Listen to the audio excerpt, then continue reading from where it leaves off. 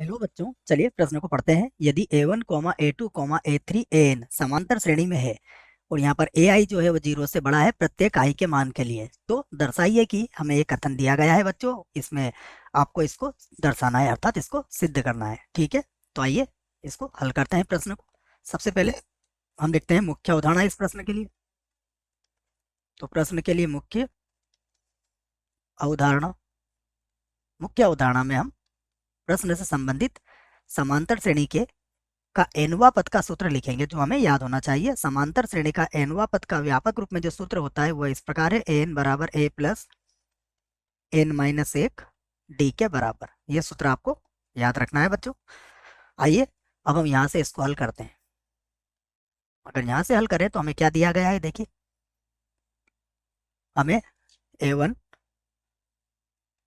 a2, a3 और an, ये क्या है, समांतर श्रेणी में है। समांतर श्रेणी समांतर श्रेणी में है। यदि यदि सार्व अंतर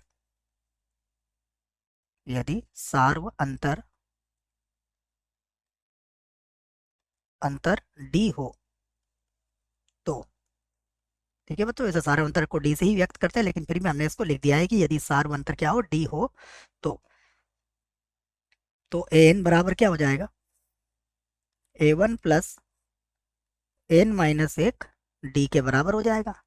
यहाँ से आप चाहो तो डी का मान ज्ञात कर सकते हो। देखो डी का मान क्या आ जाएगा, डी का मान आ जाएगा an माइनस a1 और बटा यहाँ हो जाएगा n माइनस एक। ठीक है, तो आप चाहें तो यहाँ से डी का मान इस प्रकार भी निकाल सकते हैं, या डी बराबर, देखिए बच्चों डी बराबर क्या होता है, दो पदों का अंतर। तो आप ऐसा भी लिख सकते हैं, अगर आपने लिखा यहाँ पर a2 माइनस a1, ठीक है, तो बटे में कितना आ जाएगा, 2 माइनस एक, अर्थात a2 माइनस a1, या फिर आप इसको लिख सकते हैं a3 माइनस a2। इस प्रकार से इसको आगे भी लिख सकते हो बच्चों आप, ठीक है ना, इसी प्रकार आगे भी आप इसको लिख सकते हो। तो ये दो पदों के जो दो क्रमागत पद होते हैं उनका अंतर हमारा सार्वंतर ही होता है, ये हमें याद है। ठीक है, आइए अब हम सबसे पहले जो प्रश्न हमें दिया गया है हम उसका बायां पक्ष लेते हैं और उसे हल करने का प्रयास करते हैं। ठीक है, तो बायां पक्ष ले लेता हूं मैं इसका, यहाँ से लिख देते हैं इसका बायां पक्ष, प्रश्न का बायां पक्ष। और बायां पक्ष में हमें दिया गया है एक बटा वर्गमूल के अंदर है a1 प्लस वर्गमूल के अंदर है a2। यही है, एक बार देख लेते हैं। जी हाँ, इसी क्रम में है प्लस एक बटा वर्गमूल के अंदर है a2 प्लस वर्गमूल के अंदर है a3। और इसी प्रकार अगर हम देखें तो यहाँ एक बटा, यहाँ वर्गमूल के अंदर कितना है, ए एन माइनस एक, ए एन माइनस एक, और प्लस वर्गमूल के अंदर कितना है, एन। ये हमें दिया गया है, जो हमने इसका बायां पक्ष लिया है। अब हम इसका परिमेयकरण करेंगे बच्चों प्रत्येक पद का। तो देखिए इसको लिखेंगे, तो इसे लिख लूंगा मैं वर्गमूल a2 माइनस वर्गमूल के अंदर a1, ठीक है, और बटा नीचे भी ऐसे रहेगा वर्गमूल a2 प्लस वर्गमूल a1, ये तो प्लस में इसको ऐसा लिख सकते हैं, और इसमें भी किसका गुणा कर दूंगा मैं, वर्गमूल a2 माइनस वर्गमूल a1 का। ठीक है, ये समझ में आ गया होगा आपको, मैंने ऊपर जो इसका परिमेयकरण किया है बच्चों, है ना, प्लस ऊपर फिर वही करेंगे वर्गमूल के अंदर a3 माइनस वर्गमूल के अंदर a2 बटा वर्गमूल में होगा a3 प्लस वर्गमूल के अंदर है a2, ये तो पहले से ही था, इसमें गुणा कर दिया हमने वर्गमूल के अंदर a3 और माइनस वर्गमूल के अंदर है a2। फिर इसी प्रकार अगर हम इसके पदों को लिखें तो मैं यहाँ से लिख देता हूँ प्लस वर्गमूल के अंदर होगा an माइनस वर्गमूल के अंदर होगा an माइनस एक, ठीक है, और बटा बटा वर्गमूल के अंदर ए एन प्लस वर्गमूल के अंदर ए एन माइनस एक, फिर से आ जाएगा वर्गमूल के अंदर ए एन और माइनस वर्गमूल के अंदर ए एन माइनस एक बराबर। यहाँ देखिएगा आप क्या बन गया बच्चों, ऊपर तो आ गया वर्गमूल के अंदर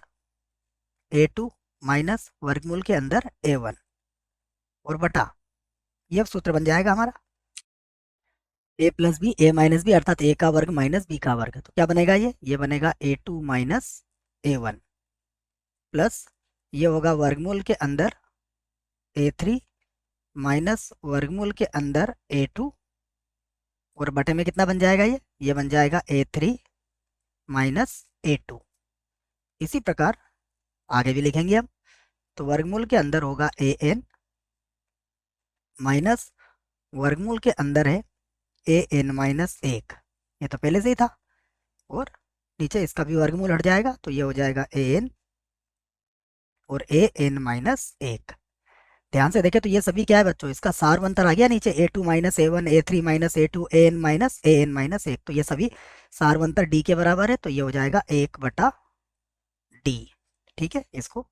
एक बार और लिख लेते हैं, ये क्या बन जाएगा, एक बटा डी यहाँ से कॉमन ले लिया हमने, तो अब क्या मिलेगा मुझे, वर्गमूल के अंदर ए टू माइनस वर्गमूल के अंदर ए वन प्लस वर्गमूल के अंदर ए थ्री माइनस वर्गमूल के अंदर ए टू और प्लस फिर से वर्गमूल के अंदर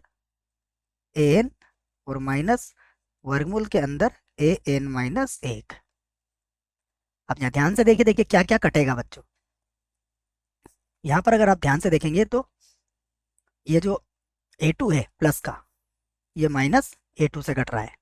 लेकिन माइनस ए वन कभी नहीं कटेगा बच्चों, क्योंकि इसके आगे कोई पद ही नहीं है, परंतु ए थ्री वाला पद आगे किसी पद से कट जाएगा। ठीक है, तो माइनस जो पद है वह ए बाद वाले पद कट रहे हैं बच्चों, ये माइनस वाले, तो ये जो पद होगा ये भी इसके पहले किसी पद से कट जाएगा, परंतु ये जो प्लस का ए वर्गमूल ए एन है बच्चों, इसके लिए अब आगे कोई पद है ही नहीं हमारे पास, इसके आगे अगर यहाँ पर कहीं पर पद होता तो जरूर कटता है, तो ये भी नहीं कट पाएगा और ये भी नहीं कट पाएगा, तो हमारे पास क्या मिला, एक बटा डी बराबर एक बटा डी, और यहाँ पर क्या है, वर्गमूल के अंदर ए एन वर्गमूल के अंदर ए एन और माइनस वर्गमूल के अंदर कितना आ गया, ए वन। अब हम इसका फिर से देखो एक बार परिमीकरण कर लेते हैं, तो एक बटा डी, इसे लिख देता हूं मैं वर्गमूल के अंदर ए एन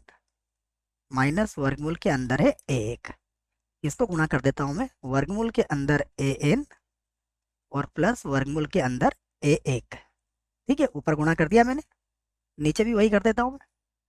वर्गमूल के अंदर आ जाएगा ए एन प्लस वर्गमूल के अंदर होगा ए वन। अब यहां से देखिए सबसे पहले हम डी की बात करते हैं, तो देखो डी का मान कितना था हमारे पास, डी का मान था ए एन माइनस एक बटा एन माइनस एक, तो ये बटे में है डी, तो एन माइनस एक ऊपर चला जाएगा इसका, तो ये हो जाएगा एन माइनस एक। ठीक है, और बटे में कितना आ जाएगा, वर्गमूल में ए एन और वर्गमूल में नहीं है बच्चों, बिना वर्गमूल के है, ठीक है ना, जो हमने देखा है ए एन माइनस कितना है एक, ये किसका मान रख दिया मैंने, एक बटा डी का, और गुणा देखो इसमें ए माइनस बी ए प्लस बी का सूत्र लगाएंगे, तो ये बन जाएगा ए एन माइनस एक और बटे में कितना आ जाएगा, वर्गमूल के अंदर ए एन और प्लस वर्गमूल के अंदर कितना आ जाएगा, ए एक। तो देखिए ये तो कट जाएगा, हमारे पास जो बचेगा वो बचेगा एन माइनस एक बटा वर्गमूल के अंदर ए एन प्लस वर्गमूल के अंदर कितना है, ए वन। अगर ध्यान से देखें तो ये क्या है बच्चों हमारा, एक बार इसको सही कर लेते हैं, यही तो है हमारा दायां पक्ष। ठीक है, तो मैं इसको ठीक लिख देता हूँ, तो बराबर क्या होगा, ये दायां पक्ष, दायां पक्ष, और यहाँ लिख सकते हो आप सिद्ध हुआ,